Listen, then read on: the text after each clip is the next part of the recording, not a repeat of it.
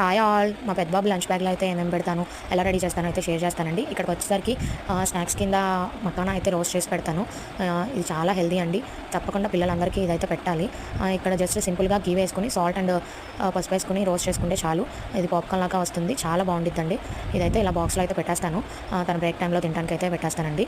Next lunch బాక్స్కి అయితే rice అయితే పెట్టేసుకున్నానండి. క్యారెట్ అయితే తురుముకున్నాను, దానికైతే క్యారెట్ రైస్ చేస్తాను సింపుల్గా. నెక్స్ట్ వచ్చేసరికి ఎగ్ వన్ ఎగ్ అయితే బాయిల్ చేస్తానండి. డైలీ 1 ఎగ్ అయితే పెడతాను టిఫిన్లోకి. ఎగ్ అయితే వేస్తున్నానండి. దోశ మీద ఎలాగో క్యారెట్ తురిమి ఉంది కాబట్టి దాని మీద అయితే గార్నిష్ లాగా వేస్తున్నాను. తను చూస్తే తిండు, చూడకుండా అయితే తినిపించేస్తాను కనిపించకుండా. తన టిఫిన్ అయితే రెడీ అయిపోయిందండి.